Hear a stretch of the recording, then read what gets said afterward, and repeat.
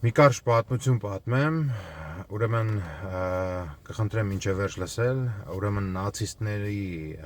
նացիստական Գերմանիայում, երբ հրեաներին եվրոպական արդեն կենտրոնացնում էին կենտրոնացման ճամբարներում,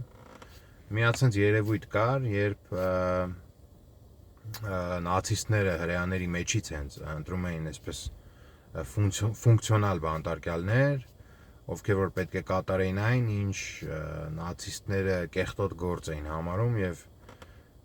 չէին ուզում իրենց ձեռքերը կեղտոտեին։ Ու այս ֆունկցիոնալ բանտարկյալները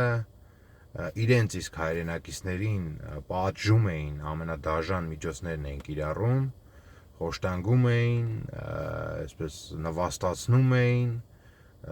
ճամբարում ինտրիգներ էին տարածում, գործեր էին հյուսում, ճամբարը պառակտում էին եւ այլն, եւ սա շատ հայտնի գործելավոճ էր ցեղասպան ռեժիմների կողմից, երբ իրենք ավելի, ոնց որ մարդկանց նվաստացնելու, ավելի կոտրելու համար իրենց իսկ ոնց որ մեջից մարդկանց էին ընտրում, ովքեր դա պետք է անեին։ Երևի ծանոթ կհնչի, բայց այսպես կարելի ասել իրական թշնամու, ովքեր որ պատրաստում էին իրենց ցեղասպանեին, իրական թշնամու փեշի տակից իրենց իսկ հայրենակիցներին էլ ավելի, կոտրում եւ նվաստացնում էին, քանց թե որ իրենք արդեն նվաստացած էին։ Խոսքը գնում է այսպես կոչված կապոների մասին։ Եվ այդ կապոների ճակատագիրը որևէ կերպ իրենց մնացած հայրենակիցներից չէր տարբերվելու, որովհետև այն պահին, երբ իրենք մուտք էին գործում կենտրոնացման ճամբար, նացիստների վերնախավի կողմից հրեաների հարցի այսպես կոչված վերջնական լուծումը արդեն որոշված էր։ Եվ իրանք միայն նացիստներին հաճոյանալով իրենց տխրահռչակ, գոյատևումը կարող էին մի փոքր ավելի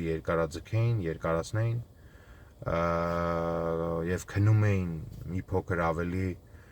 բարեկեցիկ բառակներում։ Հիմա այս ճիշտ է, չեմ ուզում ոնց որ նացիստների կատարած մարդկության դեմ հանցանքները մեղմացնել, ռելատիվացնել, համեմատելով այսօրվա գործող մեր հարևան ռեժիմների գործելավոճի հետ։ Բայց ինձ թվում է այդ կապոների հանգամանքը մենք հրեաների հետ կիսում ենք։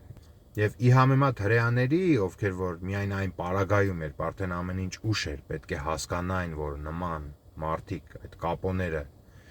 իրենց մեջ միշտ ապրել են խաղաղ ժամանակներում եւ միայն ամենաանպաշտպան, իրավիճակում, երբ իրանք ազգովի գտնվել են, կապոները ի հայտ են եկել, հայ ազգը ունի դեռ